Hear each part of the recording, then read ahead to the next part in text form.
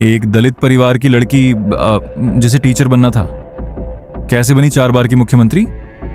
साधारण शुरुआत, असाधारण सपना। मायावती का जन्म एक साधारण दलित परिवार में हुआ। उनका बचपन किसी बड़े शहर की चमक दमक में नहीं, बल्कि संघर्षों के बीच बीता। परिवार आर्थिक रूप से मजबूत नहीं था, लेकिन उनके पिता शिक्षा को सबसे बड़ा हथियार मानते थे। दिल्ली में पली बढ़ी मायावती को बचपन से ही यह समझ आ गया था कि समाज में बराबरी केवल कहने की चीज नहीं है, इसे हासिल करना पड़ता है।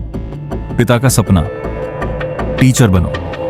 मायावती के पिता चाहते थे कि उनकी बेटी एक सुरक्षित जीवन जिए। उस दौर में सरकारी टीचर बनना एक सम्मानजनक और स्थिर नौकरी मानी जाती थी। उन्होंने मायावती से कहा, पढ़ो, मेहनत करो और एक अच्छी नौकरी करो। मायावती ने यह सपना अपनाया भी। उन्होंने पढ़ाई में पूरा ध्यान लगाया और खुद को एक शिक्षक के रूप में देखने लगी। एक मुलाकात जिसने सब बदल दिया। यहीं से कहानी में सबसे बड़ा मोड़ आता है। उनकी मुलाकात कांशीराम से हुई। कांशीराम केवल एक नेता नहीं थे, बल्कि एक सामाजिक आंदोलन के निर्माता थे। उन्होंने मायावती में कुछ अलग देखा, एक ऐसी आवाज जो दबे हुए लोगों के लिए बोल सकती थी। उन्होंने मायावती से कहा, तुम एक दिन मुख्यमंत्री बन सकती हो। यह सिर्फ एक वाक्य नहीं था, यह एक बीज था जिसने मायावती के जीवन की दिशा बदल दी। निर्णय, सुरक्षित रास्ता या संघर्ष? अब मायावती के सामने 2 रास्ते थे, एक सुरक्षित नौकरी का जीवन या संघर्ष और अनिश्चितता से भरी राजनीति। उन्होंने दूसरा रास्ता चुना। यह फैसला आसान नहीं था। समाज, परिवार और व्यवस्था सबके खिलाफ जाना पड़ा, लेकिन उन्होंने तय कर लिया था कि वे सिर्फ अपनी जिंदगी नहीं बदलेंगी, बल्कि पूरे समाज के लिए लड़ेंगी। राजनीति में प्रवेश, शून्य से शुरुआत। मायावती ने बहुजन समाज पार्टी बीएसपी के साथ अपनी राजनीतिक यात्रा शुरू की। उस समय बीएसपी कोई बड़ी पार्टी नहीं थी।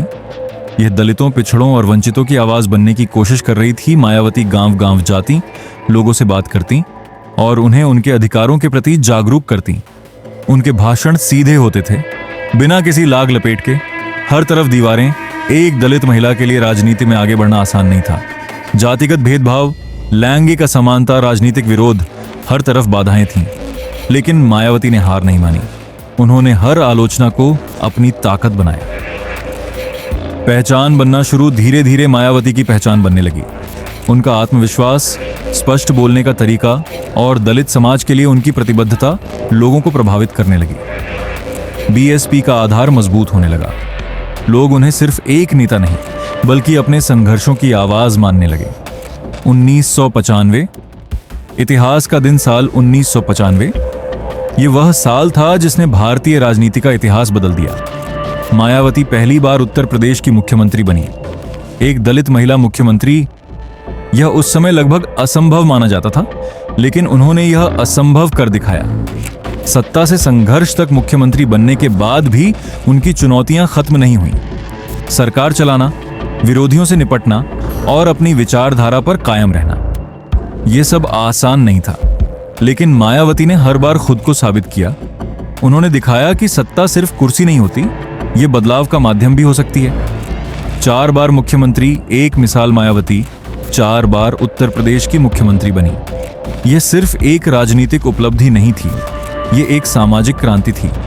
उन्होंने उन लोगों को उम्मीद दी जो खुद को हमेशा पीछे समझते थे। उनकी सफलता ने यह साबित किया कि पृष्ठभूमि नहीं, दृढ़ संकल्प मायने रखता है। एक कहानी जो प्रेरणा बन गई। मायावती की कहानी केवल राजनीति की कहानी नहीं है, यह एक लड़की की कहानी है जिसने समाज की सीमाओं को तोड़ा, अपने सपनों को नया रूप दिया और लाखों लोगों के लिए रास्ता बनाया। आज भी उनकी यात्रा यह सिखाती है, अगर इरादा मजबूत हो तो कोई भी दीवार हमेशा के लिए रास्ता नहीं रोक सकती। अगर कहानी पसंद आई हो तो शेयर करो, क्योंकि ऐसी कहानियां ही इतिहास बदलती हैं।